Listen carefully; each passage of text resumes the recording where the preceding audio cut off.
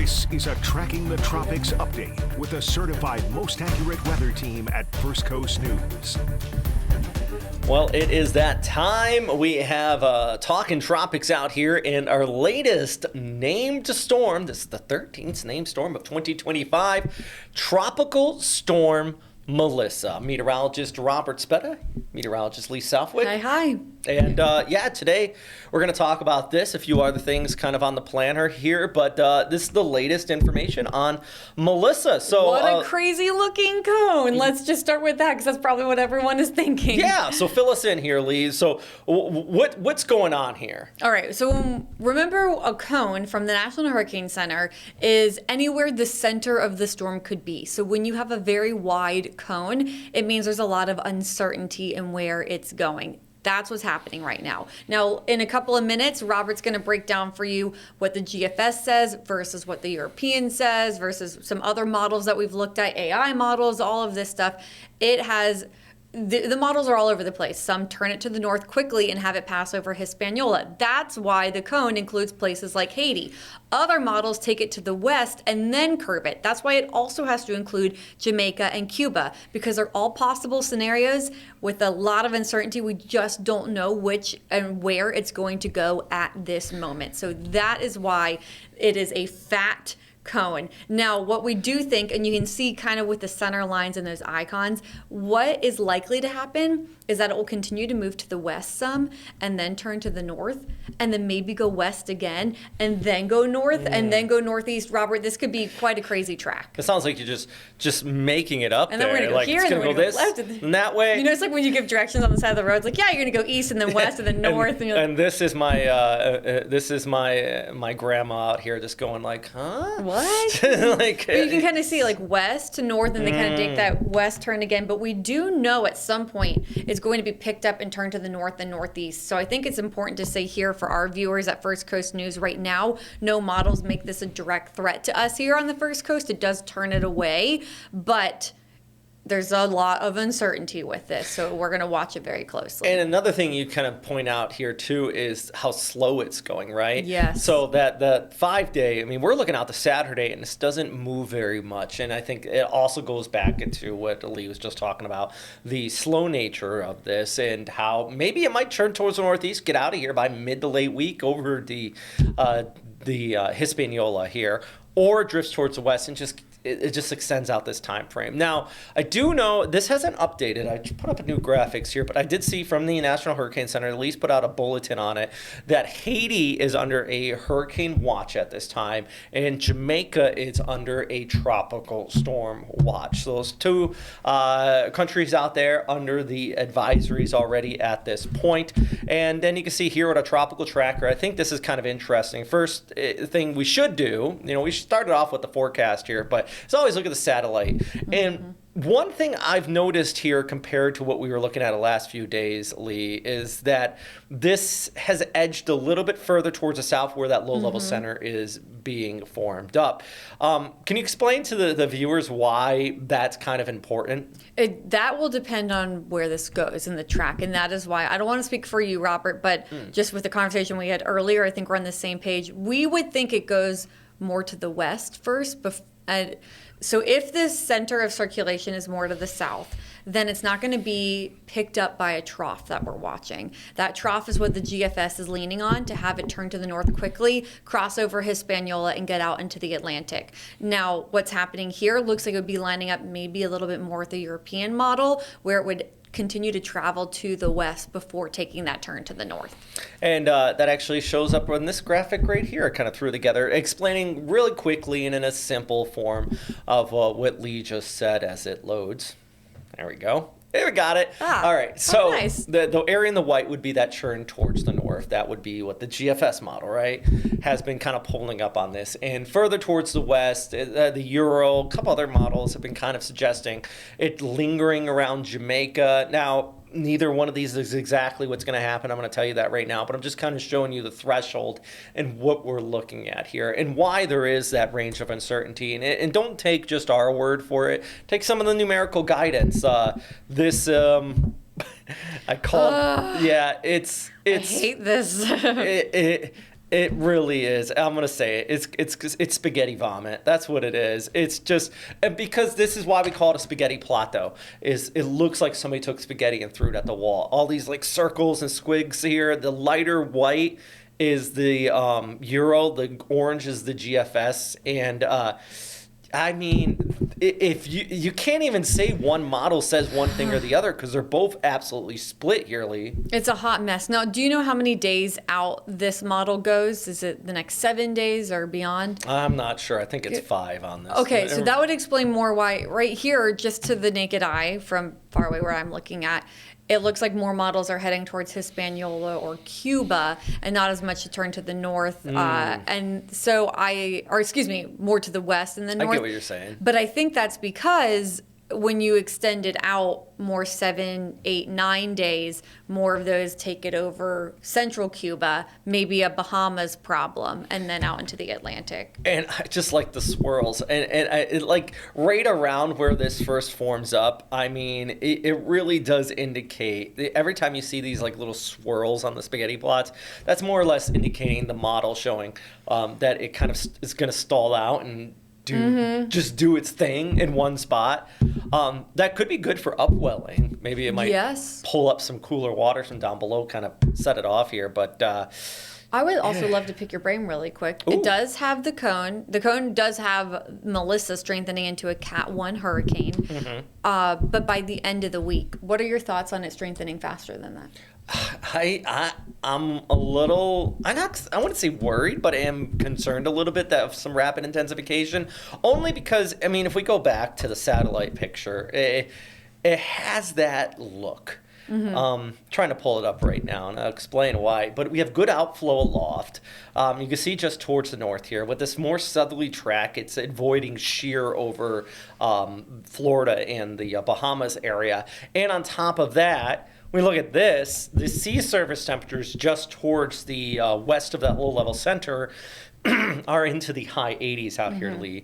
So what are your thoughts? I mean, I completely agree with you. I'm afraid it's going to become a hurricane faster than what they call for. So just, I think, don't be surprised watching at home if it becomes a hurricane faster. It organized pretty quickly out there. And, as it meanders, it will be feeding off that warm water. Now, what Robert said about the upwelling would save it from becoming too massive of a storm. If it continues to move slow, it's going to run out of energy to essentially eat out of the water. And so in the meantime, the Caribbean has been untouched all hurricane season. This is true. And so it is there's so much heat there for a hurricane to feed off of that I am worried that it could strengthen a bit faster than what the National Hurricane Center is saying in their cone. They are very smart meteorologists. I trust their forecasts, but just it could potentially strengthen a little bit faster. And even goodness gracious, even in their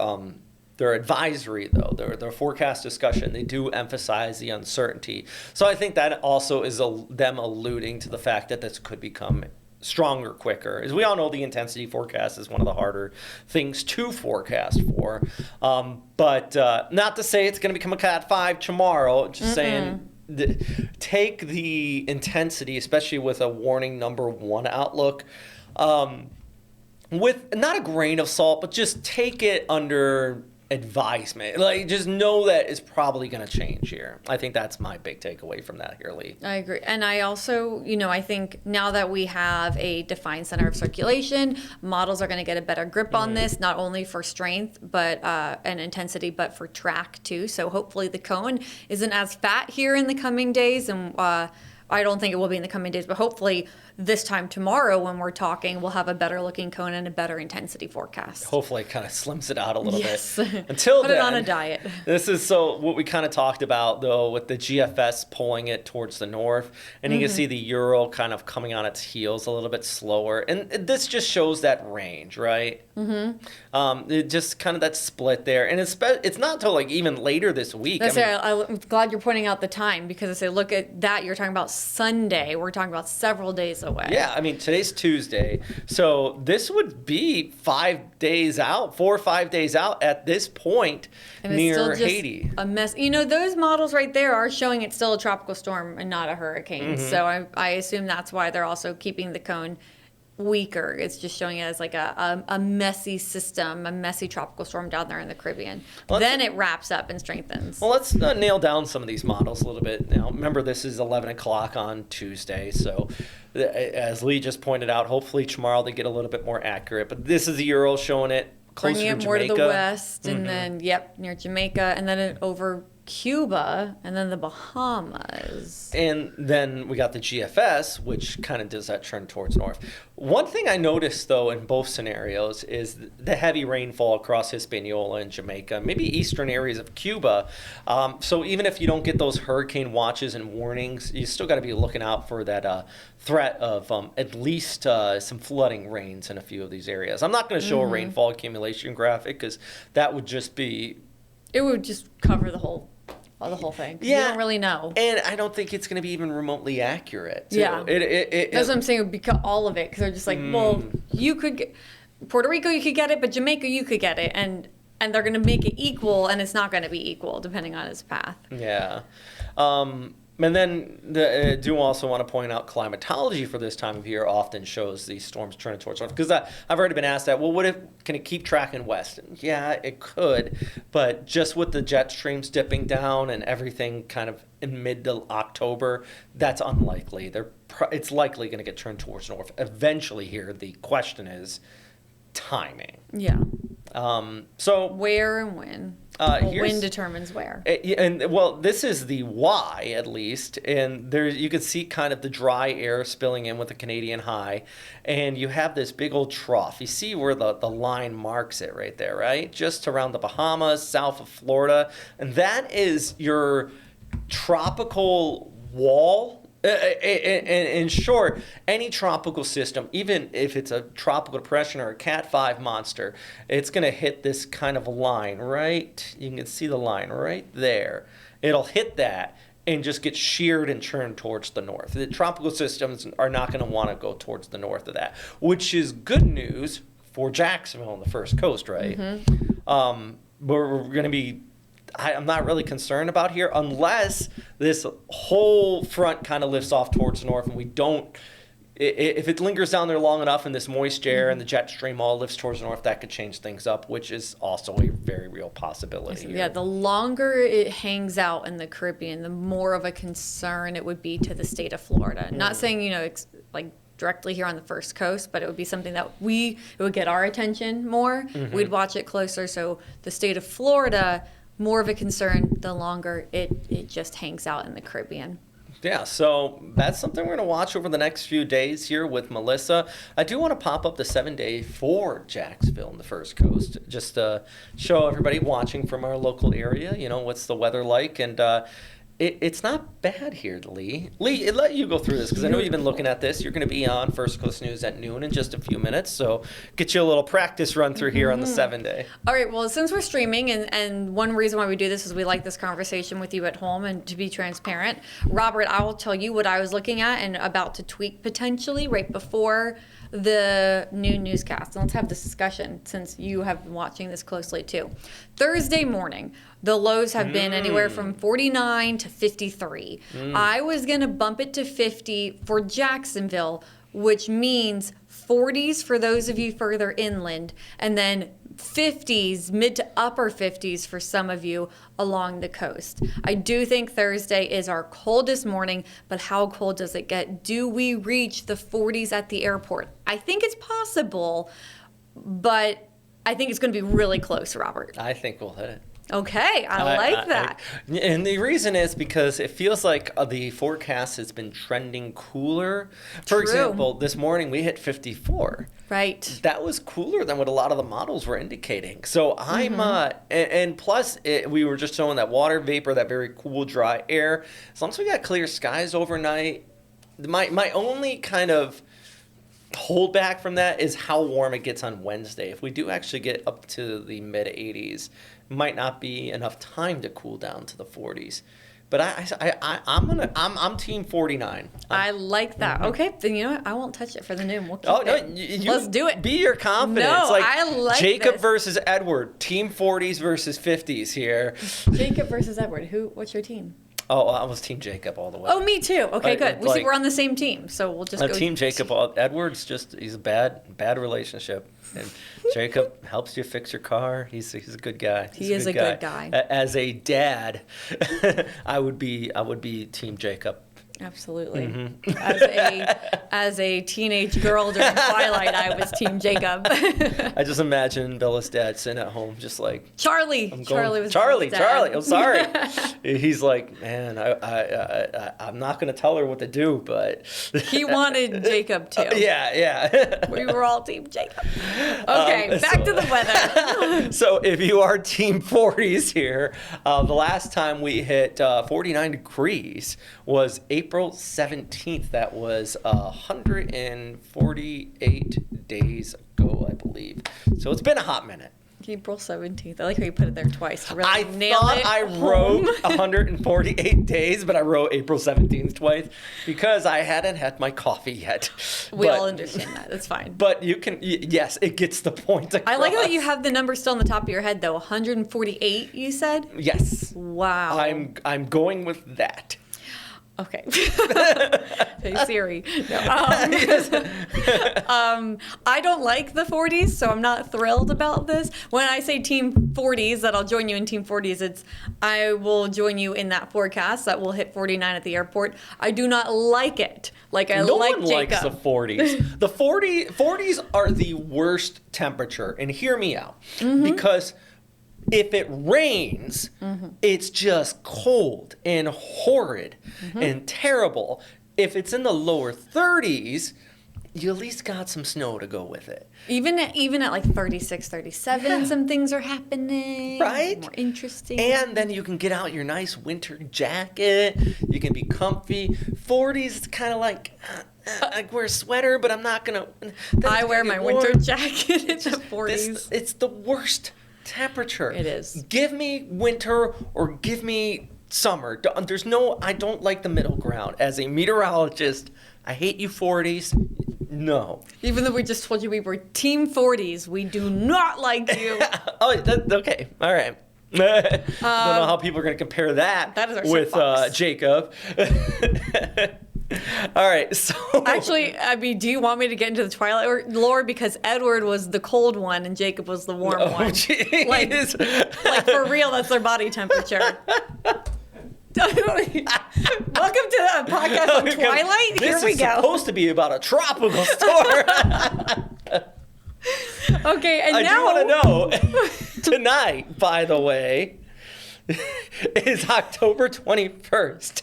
I asked Lee this bit of trivia too, since we're already talking movies. You're right. Look at that segue. We're October sticking with 21st, 2015 is also the day Marty McFly went into the future to save his son a decade ago. Yeah. Marty McFly went to the future. On this date in 2015. Ouch. We're that old. Yes, That's crazy. I remember just waiting for that day to come, like hoverboard, flying cars, just all of that. Self-zipping shoes. But you know what we do have is better forecast for meteor showers. Okay, way to get me back on topic here. The Orion and meteor shower is taking place tonight. It's also a new moon, so if you don't Twilight it, okay? That was literally the second book. Are you kidding? It's also a new moon. Instead, we're back full circle.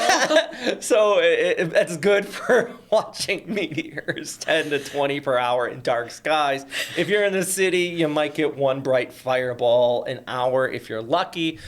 You look towards the constellation Orion, which if you're not, it's some of the brightest, easiest spot constellation. But if you go out after midnight, when you should go out, because that's when the Earth kind of rotates into the tail of Halley's Comet, which, by the way, it's Halley's Comet, one of the famous comets. So the Earth basically drives through the debris, the tail left over from when it passed in 1986. I spelled imaged wrong. That's fantastic. It's going to drive through that. And that's what kind of creates the meteor shower, right? So you go after midnight, as the Earth rotates, and you think of Earth in a three-dimensional space, so as the Earth rotates and drives through that, it's like you're looking before midnight, you're looking out the back window of a car. After midnight, you're looking out the front window and you're about to drive through like a swarm of bugs. So that's why it picks up after midnight. It's not just because it's darker that helps, but it's also because of where you're looking in relation to the Earth in three-dimensional space as it goes through this debris field. So hopefully you'll be able to get out there and spot it. I think we're going to have some bright fireballs. It's going to be kind of cool to see. And yeah, little space, little science information for you there. You got to get out there before we have breaking dawn. Hey, when's the next eclipse?